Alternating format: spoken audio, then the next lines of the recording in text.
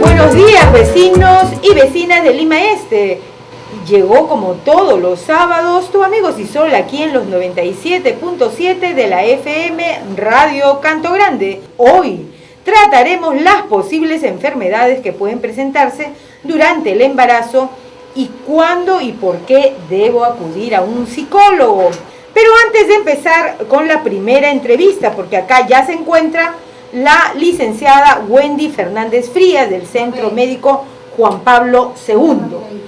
Antes de empezar con la entrevista, damos pase a la secuencia Cuidando tu Salud, que está a cargo de la presidenta del CISOL, doctora Zarela Solís.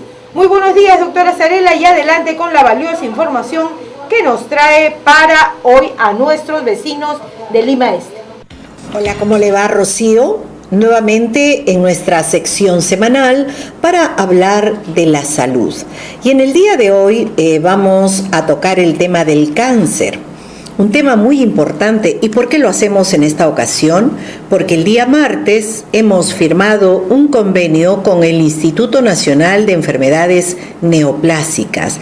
¿Esto qué significa? A través de ese convenio, CISOL va a tener su primer preventorio contra el cáncer y esto quedará situado en Pampa de Amancaes, a donde vamos a mudar el hospital de Hacho, en donde además vamos a pasar de los containers a una infraestructura adecuada, como merecen ser tratados nuestros pacientes. ¿Y por qué razón firmamos este convenio? Porque en el Perú la segunda causa de muerte es cáncer. Y también porque, según la Organización Mundial de la Salud, si detectáramos el cáncer a tiempo en estadios 1 y 2, que lamentablemente no ocurre en nuestro país, podríamos curar a la tercera parte de las personas afectadas de este terrible mal. Quisiera recordar además que en el Instituto de Enfermedades Neoplásicas se ven 15.000 casos nuevos de cáncer cada año, de los 45.000 casos que atienden. Esto es verdaderamente alarmante y aún más, la Organización Mundial de la Salud estima que si no tomamos medidas adecuadas, el año 2030, 21 millones de personas sufrirán de cáncer y de ellas 13 millones morirán por esta enfermedad. Es el momento que en nuestra patria digamos alto a esta terrible enfermedad, nos unamos instituciones como lo hemos hecho con el Instituto de Enfermedades Neoplásicas, mediante el Plan Esperanza, con el Ministerio de Salud, con eSalud, es decir, todos aquellos actores que trabajamos con el tema de la salud, unidos, juntos, porque el enemigo es el cáncer. Pero yo quisiera aprovechar este momento, Rocío, para pedirles a todos los oyentes que por favor se hagan un despistaje anual de cáncer. Hay cánceres que son hereditarios, como el cáncer de mama, que es la primera causa de muerte en la mujer en nuestro Perú, y el cáncer de próstata, que también en el varón, que también se ha convertido en la primera causa de muerte en nuestra patria. Los hijos o hijas de estos pacientes van a tener ese tipo de cánceres y si los diagnosticamos a tiempo, nos darán la chance a nosotros los médicos de poderles devolver la salud. Señora, señor que me escucha, es responsabilidad de ustedes evitar el dolor de sus familias. Chequéense, porque un chequeo a tiempo puede ser la diferencia entre la vida y la muerte. Muchas gracias y hasta la próxima semana. Agradecemos a la doctora Zarela Solís por los mensajes y así cerramos la secuencia Cuidando tu Salud. Hasta la próxima semana. Y amigos oyentes, les quiero anunciar los paquetes médicos que CISOL te trae para hoy. Tenemos consultas en urología y descarte de cáncer de próstata. También consultas en gastroenterología y chequeo médico general, además de consulta ginecológica y chequeo general. Precisamente en el tema de ginecológico estamos con la licenciada Wendy Fernández Frías. Ella labora en el Centro Médico Juan Pablo II y nos va a hablar sobre las posibles enfermedades que pueden presentarse durante el embarazo. Muy buenos días, bienvenida acá a tu amigo Sisol, doctora Wendy. Muy buenos días, Rocío, gracias por la invitación. Muy buenos días, radioyentes. El día de hoy venimos a conversar sobre un tema muy importante para nuestras amigas las gestantes: las enfermedades o patologías que pueden suceder en la gestación. Y que pueden llevar a desenlaces fatales. Por supuesto. Después, si no se tratan, si no se cuidan durante el embarazo, pueden llevar a desenlaces fatales. Muy probable que esta señora haya tenido una enfermedad de trasfondo, ¿no? Puede ser una falla cardíaca, puede ser múltiples cosas que de repente han podido ser controladas o detectadas en un control prenatal precoz. Y sobre todo esta información asusta y preocupa a los que están embarazadas. Por supuesto. ¿No? Y preocupa a los esposos y a los familiares de que tenemos personas embarazadas, porque ella presentó náuseas, malestar general, escalofríos, vómitos, y ella recurrió en este momento a algo de emergencia porque se sentía mal con esas náuseas, con esos vómitos, ¿no? Que se presentan y que uno lo considera normal. A la familia tiene náuseas, vómitos, es normal. Pero ¿qué tan normal es, doctora? Te cuento, Rocío, que cuando hablamos de esto, de náuseas y vómitos, hablamos en el 60-70% de la población gestante normalmente tienen náuseas. Un 30% adicionan los vómitos. Pero hay un 1% que no solo tiene náuseas y tiene vómitos, sino que además tiene ya un compromiso en el estado general, como podría ser el caso de esta señora. No, ya la ingesta que ellas tienen es muy poca o no es. Entonces ya empieza a haber deshidratación, empieza a haber disminución de electrolitos, y todo esto sumado porque ya la persona no tiene consumo de glucosa porque no tiene ingesta de alimentos, empieza a consumir otra parte del organismo, que pueden ser los cuerpos cetónicos. En este caso puede llevarla hasta un fallo cardíaco o un fallo renal, y en casos muy severos o muy graves puede llevarla hasta la muerte, ¿no? Que puede haber sido el caso de la señora, no lo sabemos. Le pusieron Gravol, ¿no? En ampolla. En ese momento, claro, los médicos generales, ¿no? No especialistas, le ponen un Gravol para las náuseas y vómitos porque consideran que es normal en el embarazo. Generalmente las náuseas y los vómitos son tolerables por la gran mayoría de mujeres, ¿no? Pero hay un porcentaje que no lo tolera, ni siquiera puede tomar agua. Entonces, en estos casos es importante recurrir al establecimiento más cercano a su domicilio y comentarle esto a un especialista, y estos casos generalmente son hospitalizados, no son tratados ambulatoriamente, porque nadie puede vivir sin alimentarse, mucho claro. Menos una gestante que lleva dentro de su vientre a otro ser que está en crecimiento. Y sobre todo la primera parte del embarazo, los primeros meses, el segundo mes, se presentan este tipo de náuseas y vómitos, y las embarazadas, las señoras no quieren consumir nada, como usted dice, no pueden consumir nada, y a veces se pegan solamente a un alimento. Claro, la pérdida de peso cuando es muy cuantiosa, más del 5% del peso inicial, eso nos está hablando de que esta mujer ya no está con unas simples náuseas, como le llamamos nosotros una emesis gravídica, sino ya es una hiperemesis gravídica, que de todas maneras tiene que ser tratada en un establecimiento de salud o en un hospital. Esta gestante tiene que ser hospitalizada, tiene que tener tratamiento endovenoso. Ella ya no va a poder ingerir hasta que el tratamiento endovenoso cumpla su función. Y te comento además, Rocío, que gran porcentaje de estas mujeres que presentan la hiperemesis gravídica tienen un problema a veces de trasfondo. No es simplemente que el cuerpo no lo acepte, sino es que su psicología no lo acepta. Es decir, pueden ser adolescentes, embarazos adolescentes que no asumen aún que están embarazadas, peor aún si los padres no lo apoyan o la pareja no lo apoya. Entonces esta niña, esta adolescente tiene un conflicto con ese bebé, con ese embarazo. Entonces pueden ser otras gestantes, pueden ser otras pacientes que simplemente no llevaron bien la cuenta, salieron embarazadas, no es un embarazo deseado y tienen el problema de asumir y aceptar la gestación. Entonces, aparte de todo el problema hormonal, porque sí es un problema hormonal, que se da entre la semana 6, donde empieza a subir la hormona de la gestación, y empieza a decaer a la semana 12. Es por eso que las gestantes ya empiezan a tolerar la comida a partir del tercer mes y medio, ya esta náusea empieza a disminuir. Pero a veces estas mujeres no toleran porque su cuerpo mismo lo rechaza, ¿no? Entonces, es importante acudir, tener el tratamiento y cumplir el tratamiento.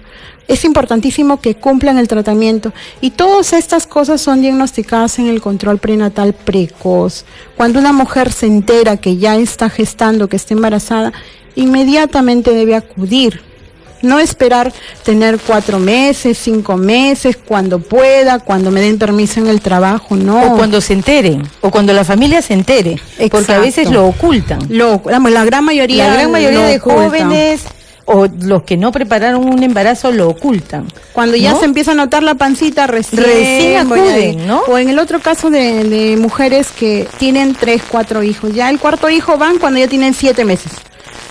Ya van a dar a luz, van cuando ya tienen 1 o 2 controles. Una mujer controlada para nosotros, según la OMS y según el Perú, es con 6 controles prenatales, donde no solo vas a ver que esa mujer, cómo es la ganancia de peso, cómo están sus presiones, sino cómo va la evolución de ese útero, cómo va creciendo, cómo van los latidos y sobre todo los exámenes, el paquete o el perfil de gestante, donde ahí se puede diagnosticar alguna de las enfermedades que a continuación vamos a tratar, ¿no es cierto? Las personas que desean mucho tener un bebé, ¿no les pasa este tema de las náuseas y los vómitos?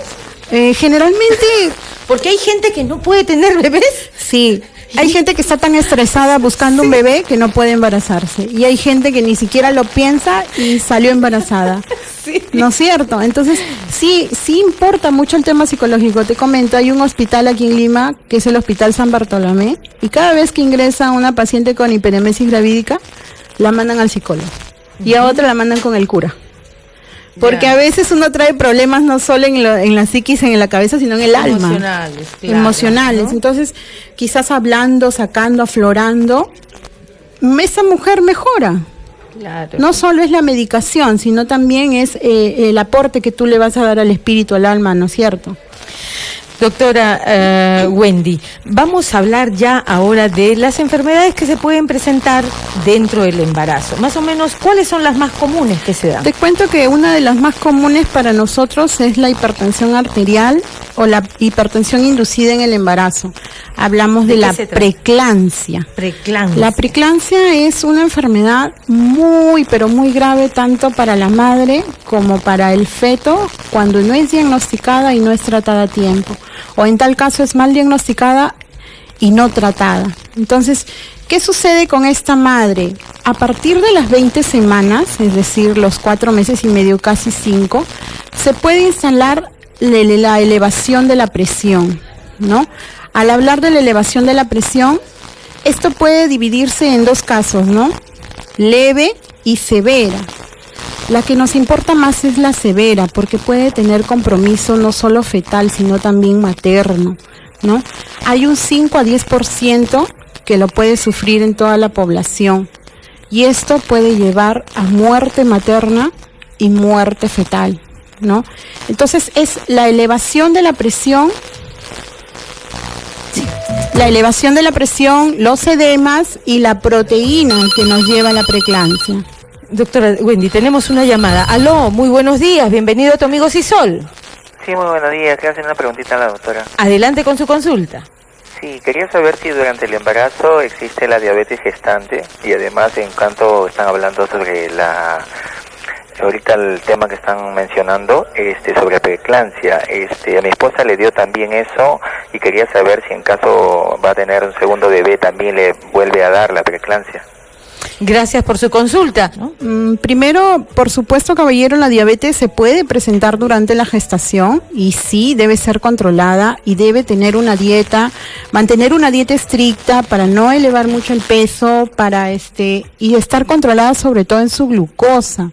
¿Por qué? Porque esto puede traer algunas complicaciones, ¿no? Puede traer, si es que está dentro de los 3 primeros meses, abortos, puede causar malformaciones, puede causar, ya cuando la madre está en el tercer trimestre, que ese niño sea un niño macrosómico, un niño muy grande, que salga con problemas metabólicos. Entonces, ella debe ser una mujer que tiene que estar estrictamente controlada, con controles regulares, diferente a las mujeres de bajo riesgo, y estrictamente controlada en una institución de tercer nivel a cuarto nivel, es decir, a un hospital o un instituto materno-fetal.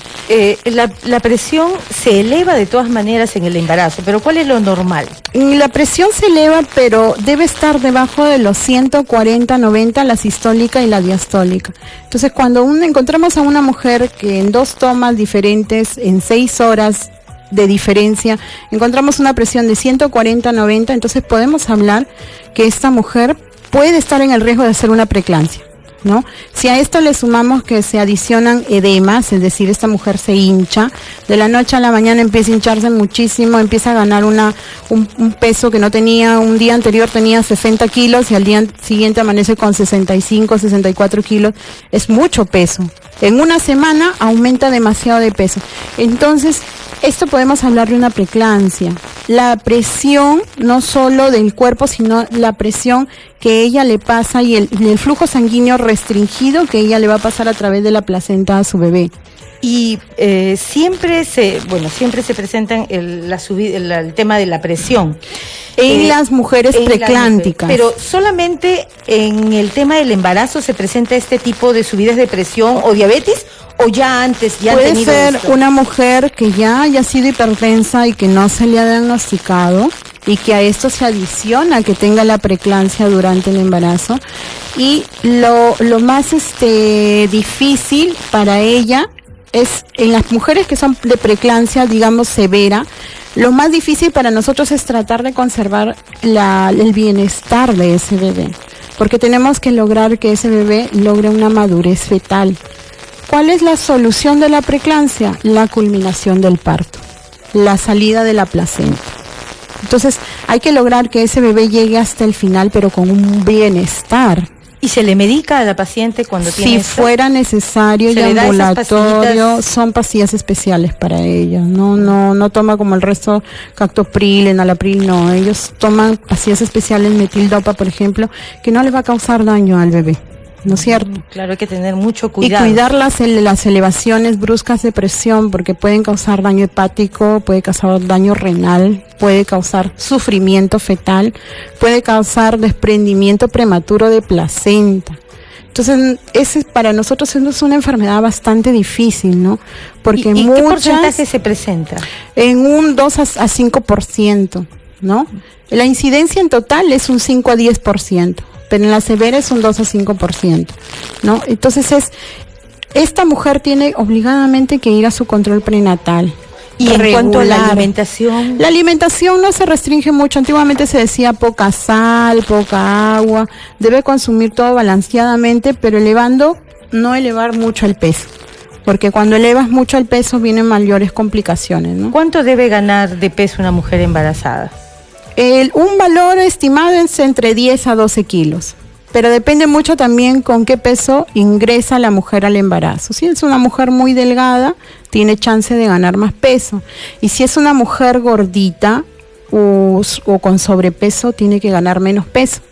A veces en los primeros meses de embarazo se baja de peso, ¿no? Por esto de no poder Exacto, comer, ¿no? La gran mayoría baja, pero baja un poco. Un poco, no debe bajar en demasía, ¿no? Claro. ¿Qué otras enfermedades, aparte de la preeclampsia, la hipertensión arterial y la diabetes, tenemos en esta etapa? También tenemos otras enfermedades muy común durante la gestación, que es la anemia, por ejemplo. La anemia, ¿no? La anemia de la gestación, ya nosotras al estar embarazadas tenemos una anemia fisiológica, es decir, una anemia normal, porque existe una hemodilución de nuestra sangre. pero hay que cuidar que esta anemia no llegue a mayor estadio, porque a medida que la anemia pasa de leve a moderada a severa, no nos afecta solo a nosotros, sino también afecta al feto. Exacto. Tenemos otra llamada, doctora. Aló, muy buenos días. Aló, buenos días. Gracias por su llamada. Adelante con la consulta. Sí, una consulta para la licenciada. Yo tuve un embarazo con problemas, más o menos a los 5 meses y medio, me dijeron que había perdido líquido y cuando me fui a ver me dijeron que había perdido un pedazo de placenta. Entonces yo me quedé internada, tuve complicaciones, fiebre, picazón en todo el cuerpo. Bueno, al final me tuvieron que hacer cesárea con un corte bien grande porque mi hijita nació antes de los 7 meses. Ella nació con 1,25 kg y bueno, estuve en incubadora, pero después ya me la dieron. Yo quería saber que me pusieron a mí bastantes medicamentos, me imagino que los médicos saben, pero igual me preocupa porque ella nació bien chiquitita, bien pequeñita y hasta ahora todavía no llega pero ni a los 2 kilos, entonces no cumple tampoco, recién va a cumplir 9 meses. Entonces quería saber qué problemas puedo tener, o sea, qué trato le debo dar a mi bebé y yo también después de haber tenido un trabajo de parto difícil. Gracias por su consulta. Adelante. Bueno, lo que nuestra amiga nos menciona es lo que le llamamos ruptura prematura de membranas, ¿no? Que se da después de las 20 semanas y antes del trabajo de parto. En el caso de ella fue un niño muy prematuro, con muy bajo peso al nacer. Entonces, por eso el hecho de que ella tuvo que quedarse en incubadora, ¿no?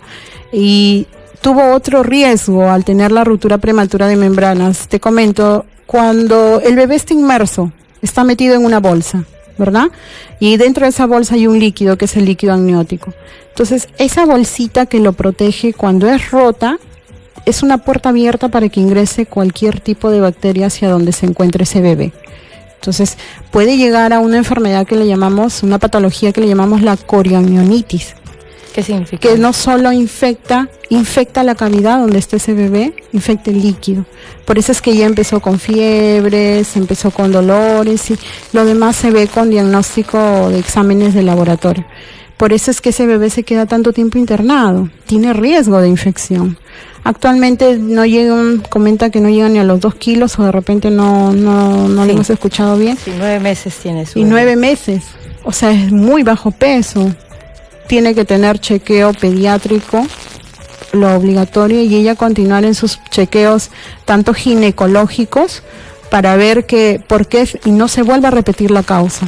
En el caso de partos prematuros puede volver a repetirse la causa en un siguiente embarazo. ¿Y es hereditario también sus hijos? Podría ser a veces. De malestares. A veces viene de historia materna a veces, ¿no? La madre puede haber sido preeclántica, hipertensa. Por eso hay que saber todos antes de embarazarse, hay que saber. Cuando uno acude al control prenatal se debe hacer una historia clínica exhaustiva, preguntar sobre los antecedentes familiares que son muy importantes, ¿verdad?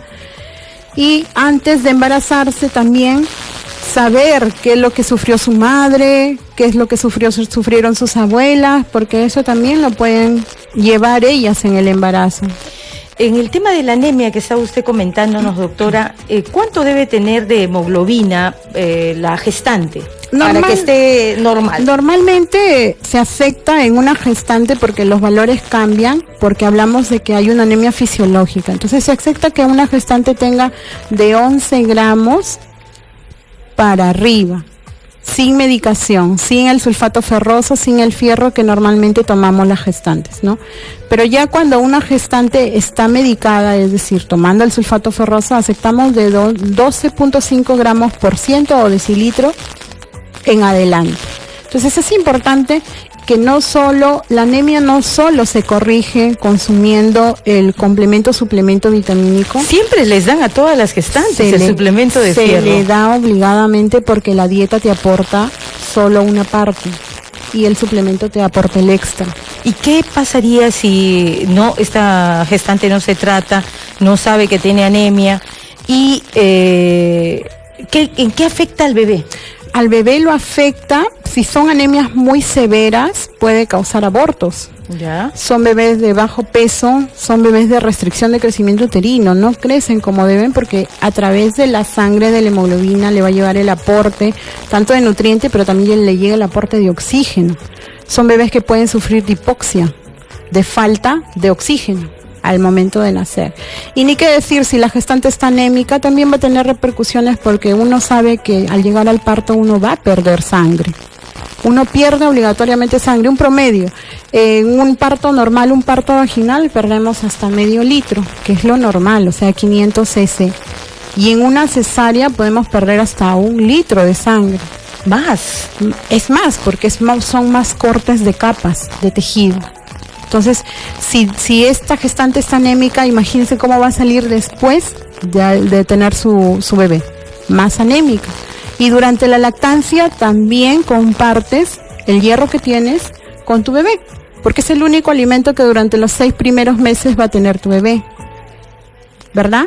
Entonces, recordando ahorita la llamada de la amiga que nos llamó, lactancia materna exclusiva que le dé a su bebé.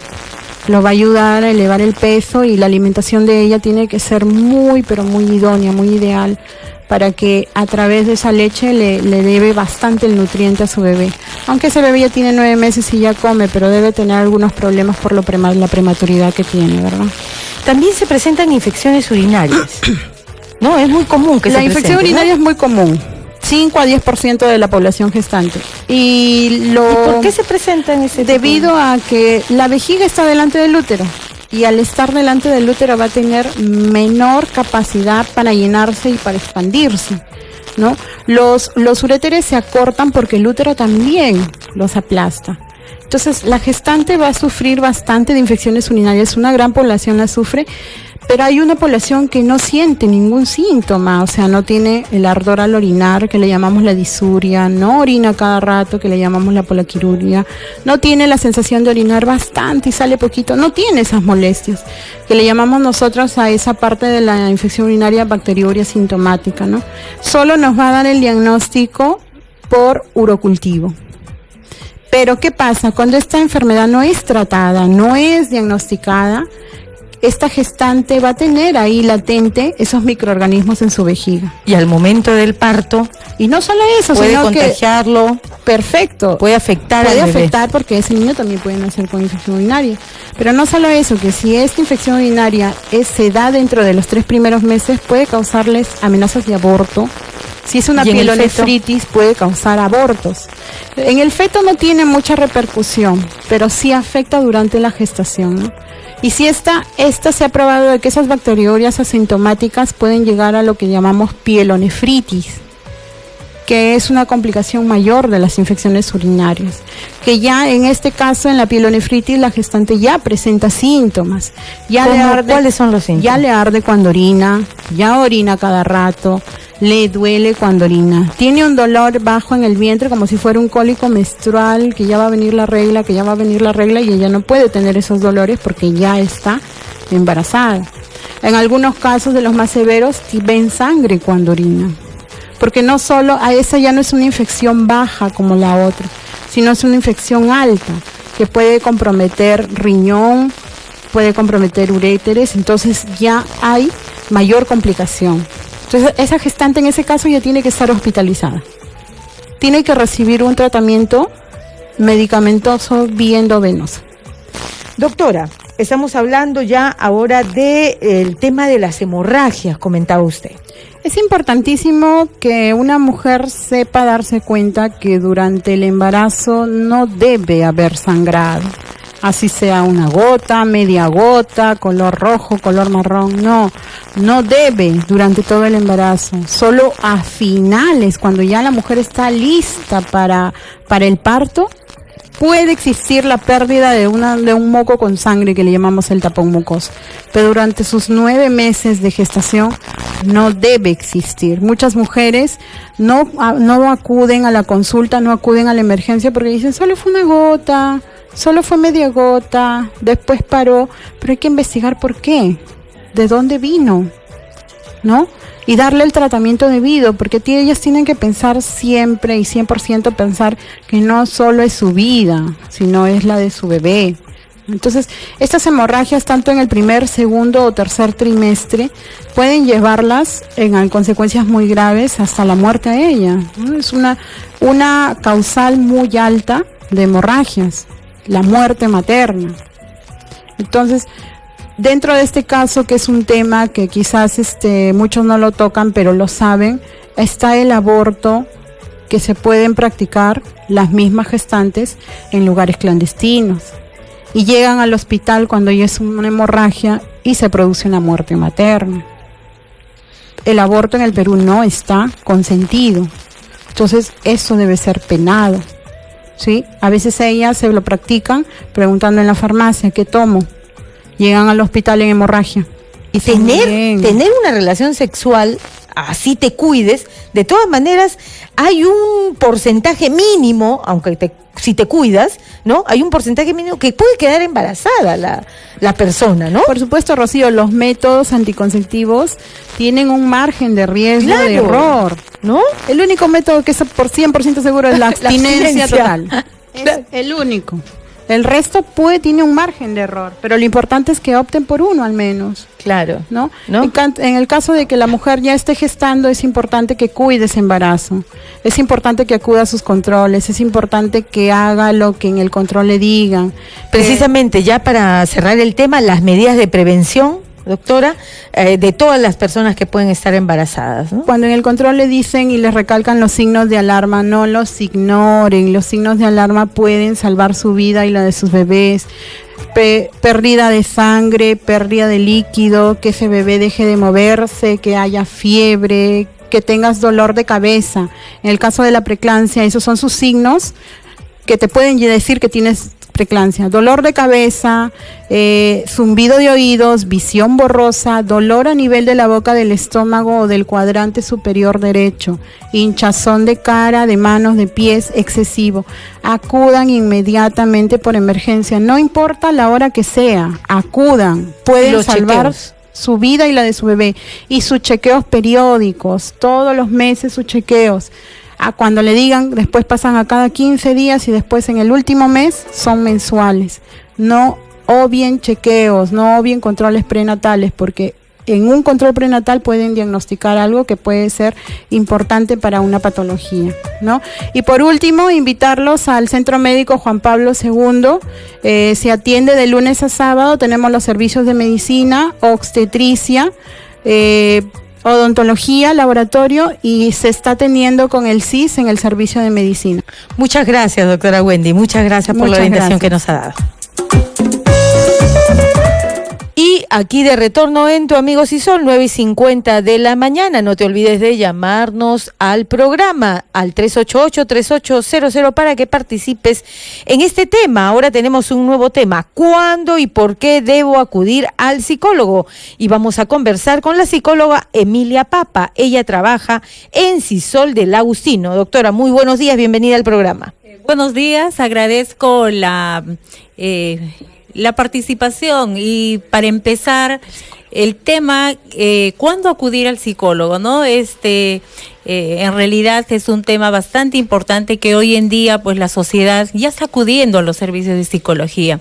Es la necesidad y la búsqueda de repente de esa orientación para llevar una vida saludable, ¿no? ¿Desde qué edades? De todas las edades. En realidad, niños pequeños, la consejería va para los papás, el estilo de crianza a través de los valores, de una búsqueda sostenida de hábitos saludables, de repente a través de los valores, a través de los principios, que eso se va inculcando a través de la escuela, el colegio y finalmente el inicio que es de la familia, ¿no? Siempre uno debe estar acompañado de una consulta psicológica. Es importante, ¿no? Es importante, ¿no? Se recomienda por lo menos que todos tenemos desde que las acudir. Parejas, desde que estás embarazada. Exacto. Hace poco la doctora que estaba con nosotros comentaba que el tema de las náuseas, de los vómitos, a veces es porque psicológicamente no estamos preparadas para llevar un bebé dentro, ¿no? Sobre todo los jóvenes.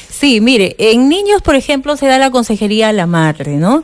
Vamos yendo, va creciendo el niño, puede haber problemas de conducta, puede haber problemas de lenguaje. Nosotros damos la intervención de cómo corregir para que ese niño viva saludablemente.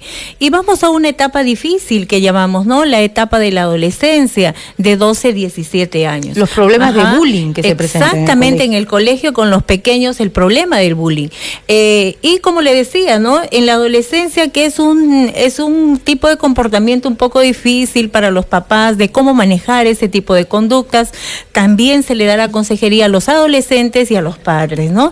Para eso ¿Cómo convencer a un adolescente para que vaya al psicólogo?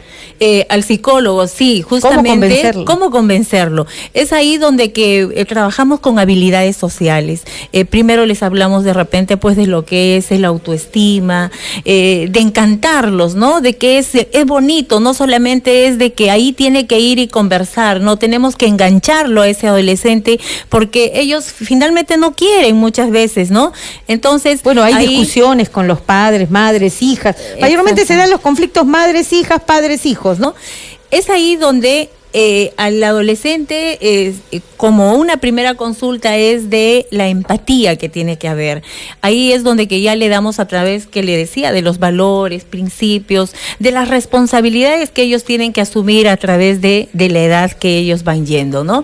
Y vamos caminando pues en la edad adulta y las gestantes, así como usted me decía hace un rato, ¿no? Hay, por ejemplo, las náuseas o dificultades de repente pues en el problema de parejas, donde que no aceptan un embarazo adecuado. Entonces es el estado emocional de la persona, es el estado que de repente no lo acepta o está rechazando, el medio ambiente donde vive esa persona.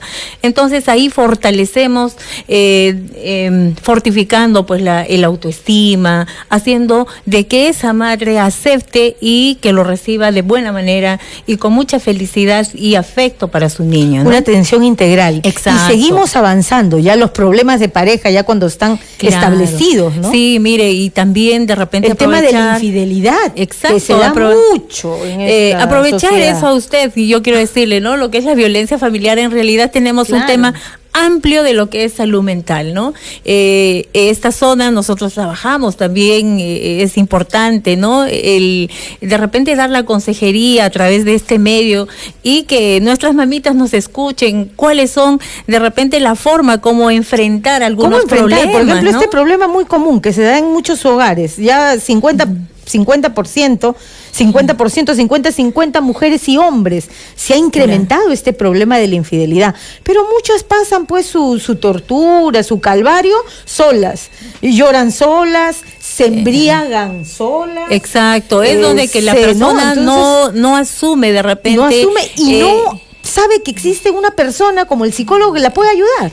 Claro, y aparte de eso es de que esta persona cuando no acepta esa etapa de ruptura de pareja, está en un estado depresivo, de ansiedad, viene lo que es el abandono de la persona, ¿no? Y finalmente no los atiende a los hijos y los perjudicados es la familia, ¿no? En ese caso, pues yo les invito a todos ustedes de que los psicólogos son nuestros amigos y nos pueden ayudar.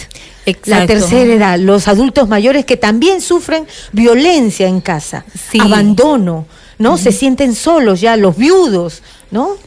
También la tercera edad es una etapa difícil donde el adulto mayor se encuentra solo.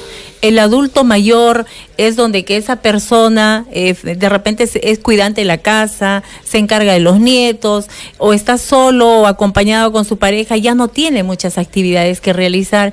Entonces, y cuando hay una dolencia, hay un malestar, ya empieza el estado depresivo.